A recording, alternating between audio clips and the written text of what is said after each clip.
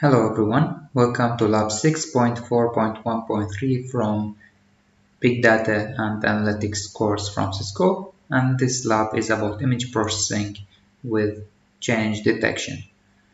Okay, so what are the objectives? First, in part 1 we will learn about computer imaging, and then we are going to capture images. These we have done in the previous lab, and then we are going to change or practice how to detect changes in the image, and then in the last part there is an explanation and application on image processing.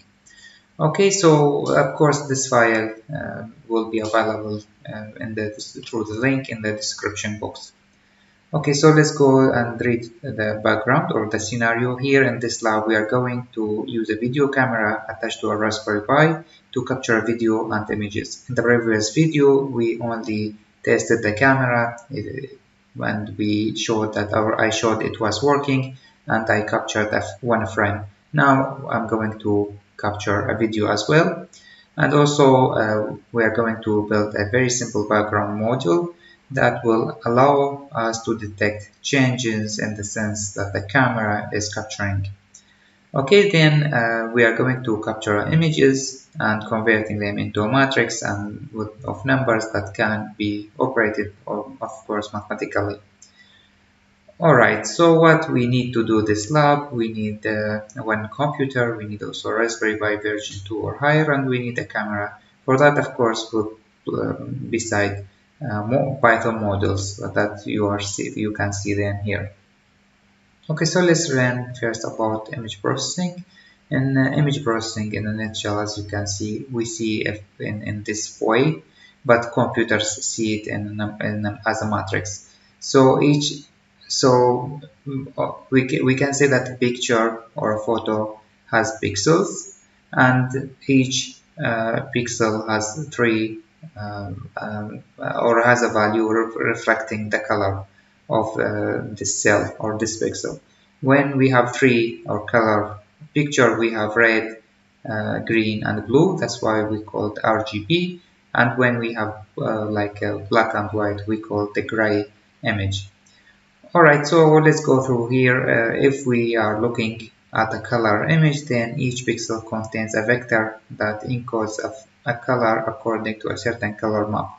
For instance, if we are using the RGB color map, each color is encoded by a group of three numbers. So here, like one number for the red, one number for the green, and one number for the blue. Of course, if only there is a number for red and there are 0 or close to 0, then we can see a red pixel or a red image in that place.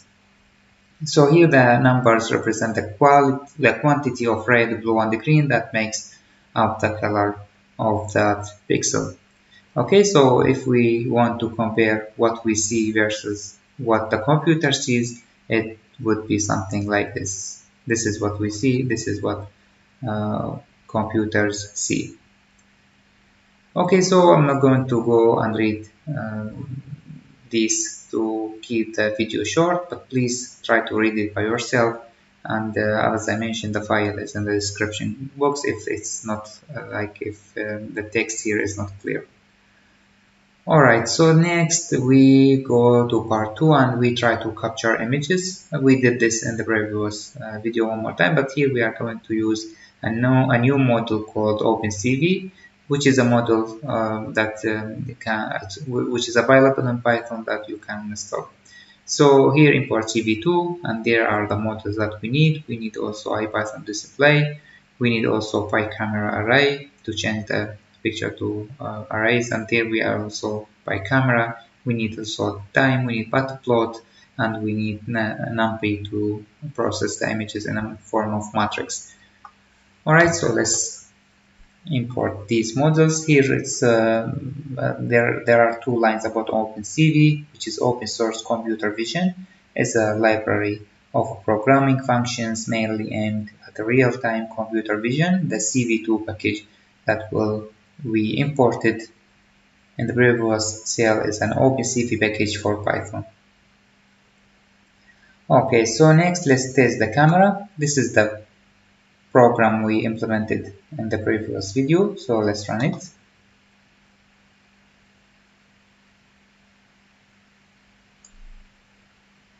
And this is what we can see here. This is the image. You can see now I also put here as a background a paper, so to keep the background white. However, just for an experiment, you can see it's not a whole background. Alright, but of course what we are going to do, we will extract the background and then we save it like for the base image, and then we will run the program again and we put something here, and then we subtract the difference between the background, which is the base image, and the new thing that, or the object that I will see. Now here is the ball here, so let's keep going and we will go through them one more time. Okay, so here just capture a sequence of images. In the same way, if we would like to capture a sequence of images, we can put them in the infinite loop, and then we still we are capturing images, and if we would like to turn now off this program, we have to stop it manually by ourselves. Why? Because here we have infinite loop. So now this is, as you can see now, there are sequence of frames. Okay, and if I alright, so in the third part we are going to do the change detection. Alright, so what the change detection, what we are going to do one more time, we will have a background photo, which is a pure background without this ball, and this is going to be the base background, or the base photo, and then we start the program, and when I put the ball again here, then we will subtract the current version or the current photo, which is the background plus the object that is here. We will subtract it from the base photo, which is only the background, and the difference between them represent the change in the picture. Okay, so to do this we need first to have a background. So I'm going to take a picture again as a frame, and I will remove this ball from there. Here we also have to define a countdown function, which is a time that we can remove all the objects, so the time to delete, to move out the ball from the picture here, and then we call the picture and through this program. So here we have a get background, and this is a function to get only the background of the sense, so only this background one more time without this ball here. Okay, so I have here 5 seconds to remove the object. Okay, background acquired, and this is the background. Now I removed the object, the ball, from here. Okay, so we called this function and then we display. So this is the background image. It is going to be saved, and then we will subtract from it the new or the current images that we will use. And as I mentioned, difference between the new frame that I will capture with this one can represent the detection. If there is no object here, then the difference between them will be almost zero, and then we will have no new image or no new object in this picture. One more thing, that what is the value if it's zero, because in most of the cases will be not zero, will be something close to zero. So here we need to define a threshold value, which is the threshold value of the difference between the current frame and the background frame is less than the threshold value when we consider there is no object. If it's above that threshold value, then we consider that there is an object there, and we will display it in a white color. Okay, so here is the detecting moving of the object. So again, we read we have to go through this program. We are reading the new frame. We go through infinite loop, so we have to have it like in a way that running always, because this is a video, and in this case we will have 3 images. The first image is the background. The second image is the one that is currently captured, and the third one is the detection. So the first one more time, the background, the new one, and the third one is the difference between them. Okay, so here is the background reference, there is the current image, and then the change detection.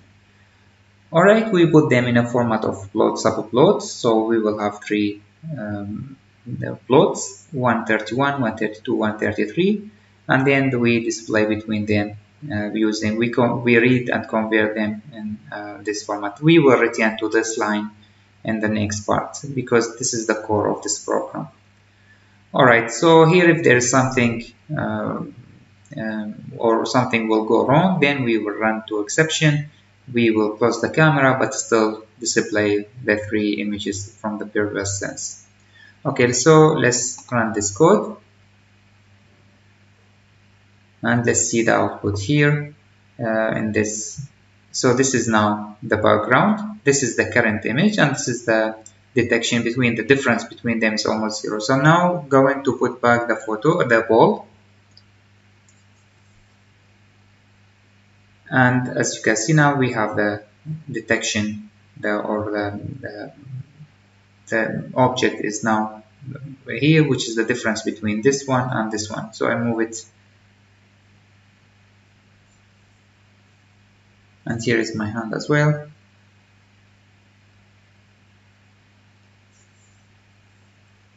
And it's still running because this is an infinite loop. Okay, so let's explain the program, and as I mentioned, the line here is the core of this program, which is image show, and then the NP absolute, which is the background minus image bigger than the threshold, and the output is going to be here in a format of, or color map is gray.